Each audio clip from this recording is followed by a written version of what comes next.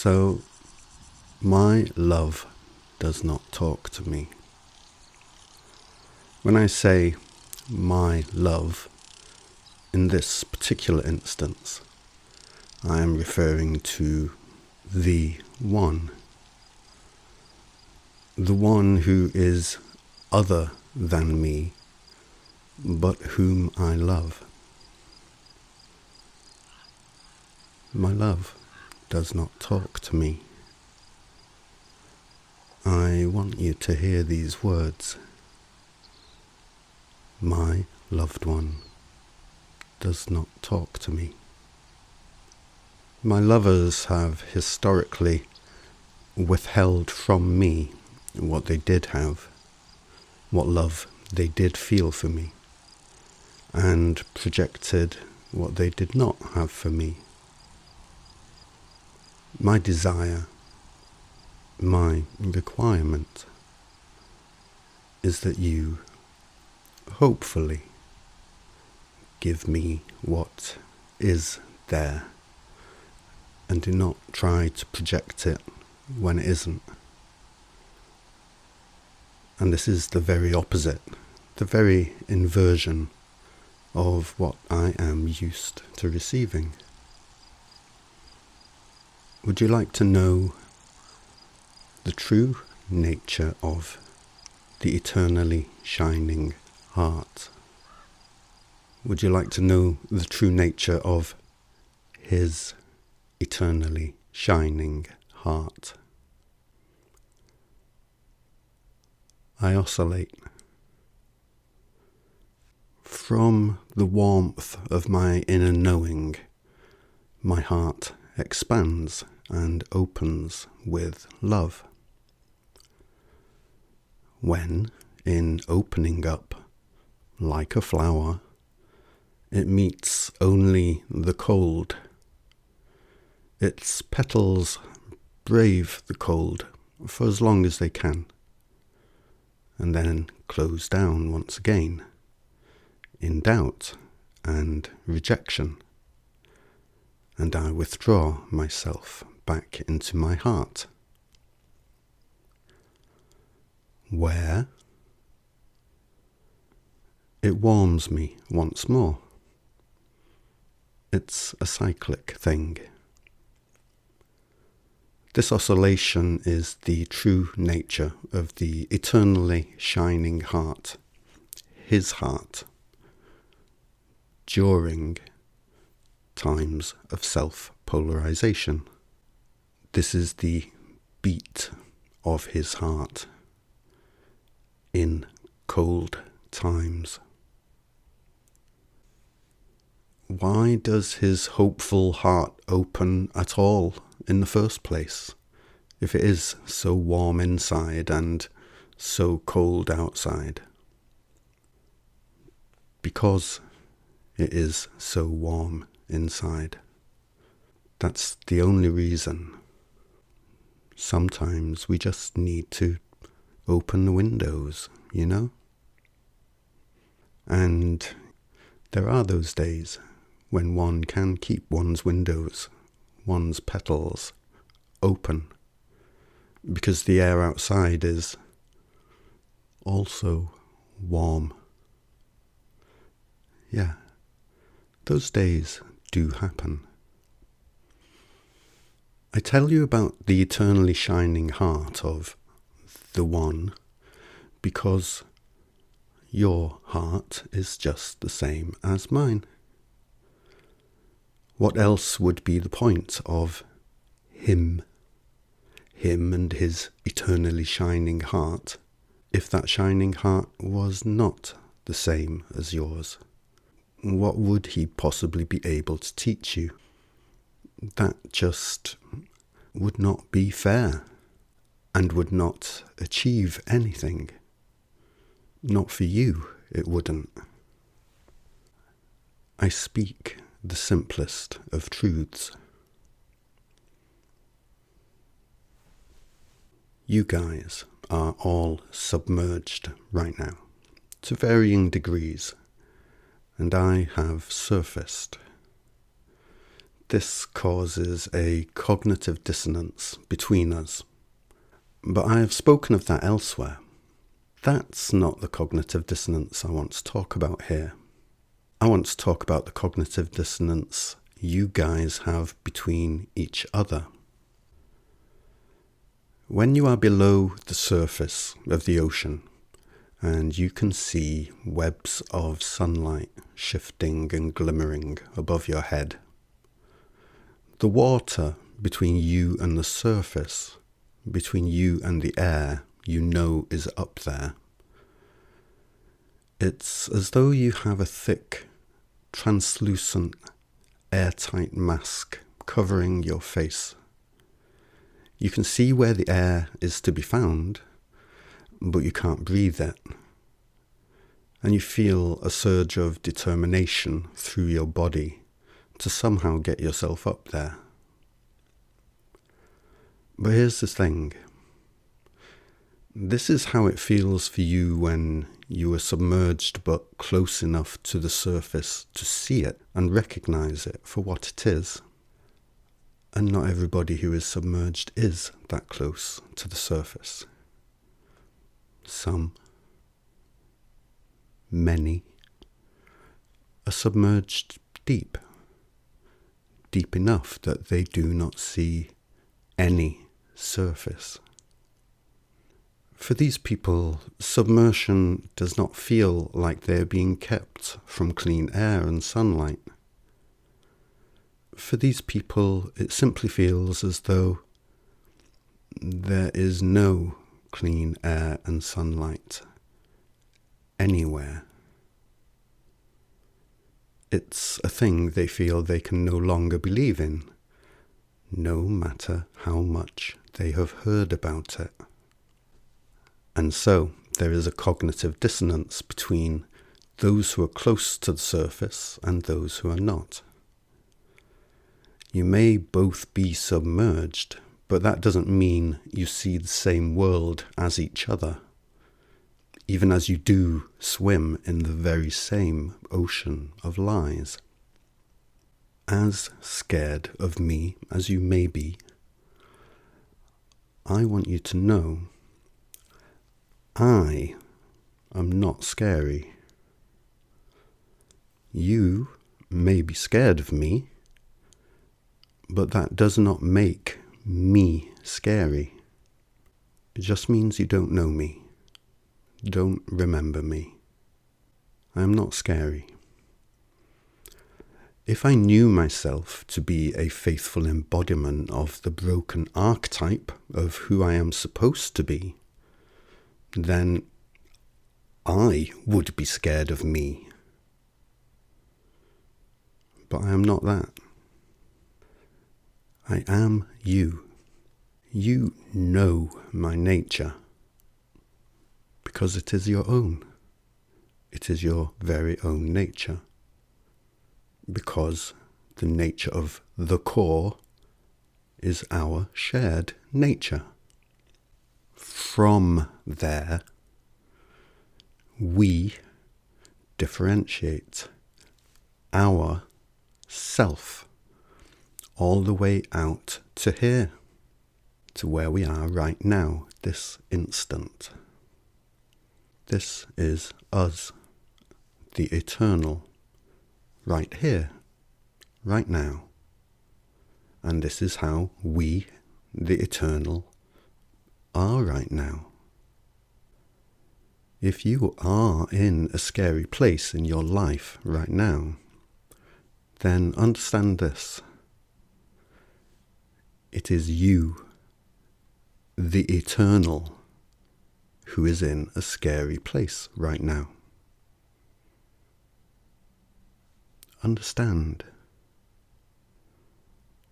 Yes, scary places exist. We create them ourselves, out of ourself. We are the eternal. We literally only have ourself to play with, to work with. As the eternal, we can feel afraid. The eternal can feel afraid. You know this full well, because you are the eternal. When we, the eternal, let go of direct memory of our own past, because we are expanding into a new order of scale of being at the leading edge of our own living consciousness, we have to start creating new memories, effectively from scratch, because our old memories were created by us at a lower operating resolution than the higher operating resolution of this new place. And we do not actually have any memories in this new place when we first arrive here.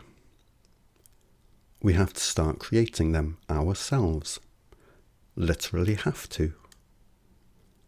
As always. We do not remember ourselves as the eternal when this happens, and that is simply the truth of it. We are the eternal, and we can do nothing about this. Well, we do a lot about it, but it is not a thing we can avoid or prevent, is what I'm saying here. We are the eternal, and we are subject. We, the eternal, are subject. We are. We are subject to our own truth, the truth that we are. The eternal, the absolute, is entirely bound to being the absolute truth that it is, through no fault of its own, beyond the absolute certainty of its own power, that it has no choice but to be. The eternal never asked to be eternal. We, the eternal, we never asked to be eternal. There was no application process. We are just here. And we know there is no leaving. It is old news to us. It is the oldest news. We go through our inevitable bouts of amnesia, and each time this comes around, we are always as a newborn again. And the whole drawn-out process is quite some fucking experience for us. Yeah, that's right. For us, we, the eternal one I am. The whole process is quite some fucking experience. Interview a baby, right in the middle of being born, and they will tell you. They will tell you. Ask their mother while you're at it. And yes, even ask their father too. They can all tell you the same thing. Being the eternal one I am, it really is quite some fucking experience. When we wake up to all of this together, again, we then navigate the truth of it altogether with such artful grace. It is a true joy. And we find it is the easiest thing.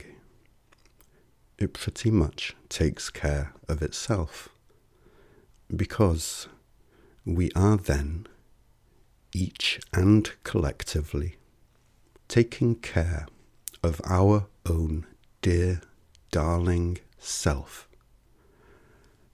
at a time when we simply know how to. That's how it goes. That's how it always goes. And it is richly different every single time, just as every moment and place is richly different from every other, forever and always. Where is it that you should go to find your center, to find the essence of your own voice of authority, voice of soul authority? How do you find that place within you? Go to, willingly, that place of knowledge that you cannot ever get out. You can never get out of yourself, of being yourself. In this place within, you will find all of your own seasoning, all of the eternal truth of you. At the level of human self, we can talk of old souls. We can talk of ancient souls, meaningfully. At the level of soul, the word ancient counts for little in the face of the word eternal. Go to that place within that knows of old what it is to be, forever ongoing. That is your center. There is where your voice of authority comes from, your voice of what is acceptable to you and what is not. Here is where you find your true perspective. For you are as eternal there as that which is older than you here.